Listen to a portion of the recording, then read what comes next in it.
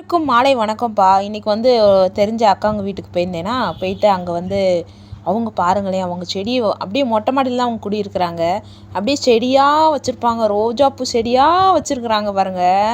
ஒரே மாதிரி தொட்டி வாங்கி ஒரே மாதிரி அழகழகா. அப்புறம் நான் வந்து துளசி அந்த அக்காட்ட கேட்டிருந்தேன். சரி மகா, நீ வந்து பறிச்சுக்கோ மகா அப்படின்னு சொன்னாங்க. அப்புறம் வந்து கொஞ்சம் பறிச்சாச்சு துளசி இல்லாமல் நம்ம வீட்டில் ஒரு கோலம் போட முடியல, ஒரு தீபம் வைக்க முடியல. வாசல் மாதிரியே நிறைந்த வாசல் மாதிரியே எனக்கு தோணலைப்பா. துளசி என் பையன் பிச்சு போட்டதே சரியே இல்லை. மனசு கஷ்டமாக இருந்துச்சு. எப்படா நமக்கு துளசி கிடைக்கும், அதில் நட்டி வைப்போம்னு சொல்லி தான் தோணுச்சு.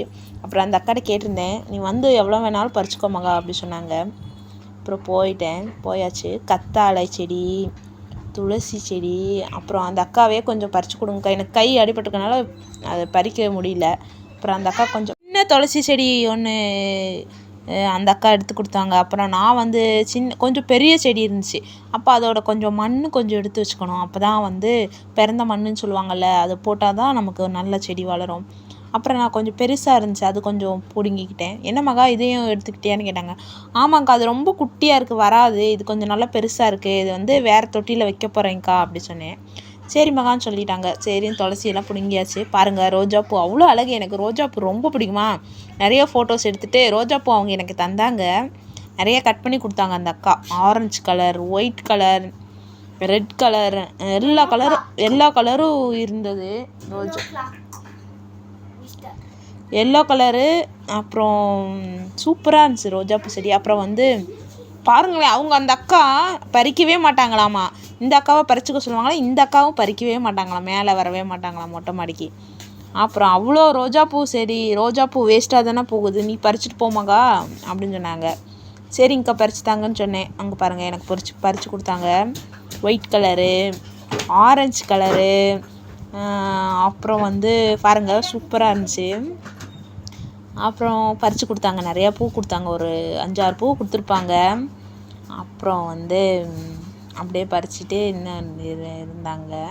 இந்த ரெட் கலர் வந்து எங்கள் பாப்பாவுக்கு கொடுத்துருமாக்கான்னு சொன்னாங்க. சரிங்கக்கா, நான் போகிற வழியில் அவங்க பாப்பா வீடு இருக்குது, கொடுத்துட்றேன் அப்படின்னு சொன்னேன். ஆரஞ்சு கலர் பாருங்கள், செம்ம ஆரஞ்சு கலர், சூப்பராக இருக்குது. ஒரு செடியிலேன்னு ஒரு 5-6 பூ பூத்துருக்கு, அழகாக இருக்குது.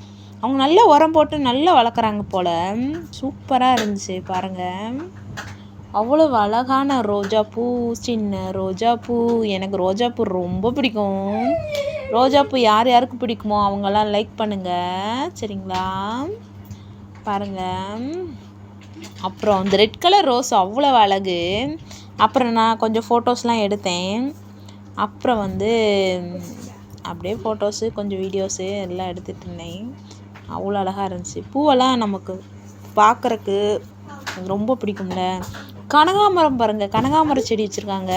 எங்கள் ஊர் சைடு, மதுரை சைடு, ராஜபாளையம் சைடெல்லாம் கனகாமரம் நாங்கள்லாம் வைப்போம். ஆனால் இந்த ஊர் கோயம்புத்தூரில் யாருமே கனகாமரம் வைக்கவே மாட்டேங்கிறாங்க. அப்புறம் வாங்கிட்டு அக்கா நான் வரேன்க்கா அப்படி சொல்லிவிட்டு கிளம்பிட்டேன். அப்படியே துளசி செடி எடுத்துகிட்டு அப்படியே வீட்டுக்கு கிளம்பிட்டேன். பாருங்கள் சூப்பராக இருந்துச்சு துளசி செடி. அப்புறம் எடுத்துகிட்டு வந்தாச்சு. அப்படியே ரோஜாப்பூ, துளசி செடி எல்லாமே எடுத்துகிட்டு அப்படியே நடந்து தான் வந்தேன். இங்கே ஒரு பெரிய அரச மரம் தெரியுதுல்ல, அங்கே வந்து விநாயகர் இருப்பார். இன்னொரு நாள் உங்களுக்கு காட்டுறேன், அது கோயில். அப்புறம் வீட்டுக்கு வந்தாச்சுப்பா. வந்துட்டு இன்றைக்கி வந்து துளசி மாடத்தில் துளசி செடி வைக்கிறதுக்கு மண்ணெல்லாம் டைட்டாகிடுச்சு. அதனால் இந்த பழைய மண்ணெல்லாம் எடுத்துட்டு புது மண் போட்டு வச்சிடலான்னு சொல்லிவிட்டு பழைய மண்ணெல்லாம் எடுத்தேன். கஷ்டப்பட்டு கம்பி வச்சு தான் எடுத்தேன். ஏன்னா ரொம்ப நாள் ஆச்சுல, மண்ணெல்லாம் அப்படியே இறுகிருச்சு. அதனால் அந்த பழைய மண்ணை எடுத்துகிட்டு புது மண்ணை வச்சு துளசியை நட்டு வச்சாச்சு. இது வந்து சின்ன செடியை வந்து இந்த துளசி மாடத்தில் வச்சுட்டு பெரிய செடி ஒன்று பிடுங்கிட்டு வந்தேன். அதை வந்து பின்னாடி வச்சுருக்கேன். அதை நாளைக்கு காலையில் உங்களுக்கு காட்டுறேன். நம்ம ரோஜாப்பூ செடி வச்சுருப்போம்ல, அங்கே வச்சுருக்கேன். அது நல்லா பெரிய செடி. இது வந்து இந்த அளவு செடி வந்து தான் இந்த துளசி மாடத்துக்கு அழகாக இருக்கும், கரெக்டான சைஸு. அதனால் அப்படி வச்சாச்சு. பாருங்கள், நல்லா நட்டு வச்சாச்சு. சூப்பராக இருந்துச்சு. எனக்கு துளசி வந்தது ரொம்ப சந்தோஷமாக இருந்துச்சு. நமக்கு வீடு மங்களகரமே துளசி அம்மன் தான். துளசி அம்மன் இருக்கிற இடத்துல எல்லா ஐஸ்வர்யமும் நிறைஞ்சிருக்கும். எனக்கு வந்து எப்பயுமே துளசி இந்த லாஸ்ட்டு இங்கே தான் வச்சுருப்பேன். அந்த இடத்த நல்லா கூட்டி விட்டுட்டு பாருங்கள், கூட்டி விட்டு ஒரு ரூபா காயின் வச்சு அதுக்கு மேலே தான் நான் துளசி அம்மன் வைப்பேன் எப்பயுமே. ஏன்னா லட்சுமி இல்லையா, அதனால் லட்சுமியை நம்ம வெறும் தரையில் அப்படி உட்கார வைக்கக்கூடாது அதனால சொல்லிட்டு காயின் வச்சிடணும். சரிங்களா, காயின் வச்சுட்டு அப்படி வச்சு பார்த்தேன். அப்புறம் வந்து நம்ம கோலம் போட்டோம்னா ரொம்ப சைடில் போய் கோலம் போடுற மாதிரி இருக்குது. அதனால் சென்டரில் வச்சிட்டேன். இந்த சைடு பூச்செடி, இந்த சைடு மருதாணி, அதுக்கு நடுவில் துளசி இப்படி வச்சுட்டு பூஜை ரூமுக்கு இந்த கட்டை வந்து எங்கள் கம்பெனிலேருந்து எடுத்துகிட்டு வந்திருந்தேன்ப்பா. சூப்பராக இருந்துச்சு. பச்சை கலரு ப்ளைவுட்டு சூப்பராக இருந்துச்சு. அப்படியே பூஜை ரூமே அப்படியே பிரைட்டாக இருந்துச்சு. அப்புறம் அந்த பச்சை கலர் ப்ளைவுட்டை வச்சுட்டு முருகர் தீபம் வச்சாச்சு, விளக்கு வச்சுச்சு. அப்புறம் கண்ணாடி, அப்புறம் நம்மளோட வலம்புரி சங்கில் வந்து வெள்ளி காயினு,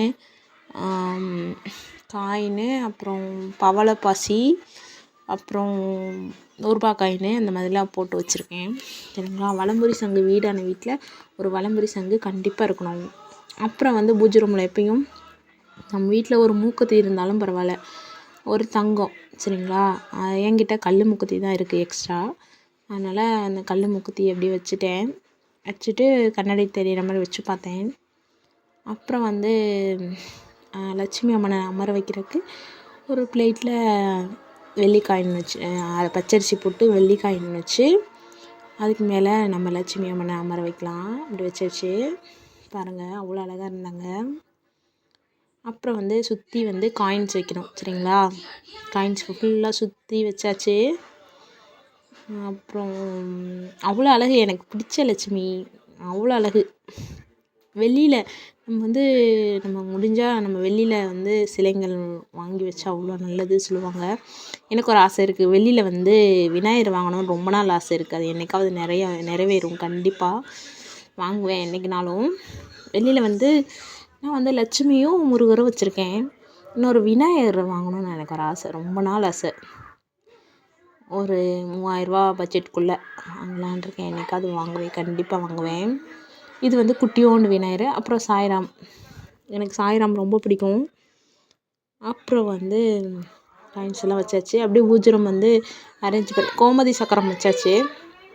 அப்படியே பூஜை ரூமில் அரேஞ்ச் பண்ணி வச்சாச்சு. அப்புறம் வந்து நாளைக்கு காலையில் செவ்வாய்க்கிழமை, அதனால் இன்றைக்கே வந்து பூஜை ரூம்லாம் க்ளீன் பண்ணியாச்சு. திங்கக்கிழமை சாயங்காலமே எப்போயுமே நான் க்ளீன் பண்ணிடுவேன். காலையில் வந்து பூஜை பண்ணிவிட்டு உங்களுக்கு வீடியோ கண்டிப்பாக தரேன். நம்ம மூக்குத்தி வச்சுருந்தோம்ல, அந்த பாக்ஸை வச்சுட்டு அதுக்கு மேலே வந்து லட்சுமி அம்மனை அமர வச்சுருக்கேன். அப்படி வச்சா நல்ல வைப்ரேஷனாக இருக்கும்.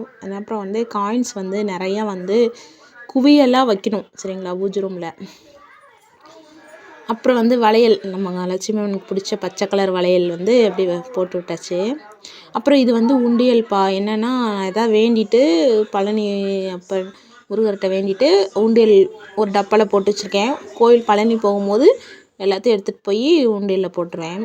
சரிங்களா, அதனால் அந்த பாக்ஸு இது வந்து எப்பயுமே வந்து பூஜை ரூமில் வந்து காயின்ஸ் ஒரு 10 ரூபாய்க்கு ஒரு மளிகை கடையில் சொல்லி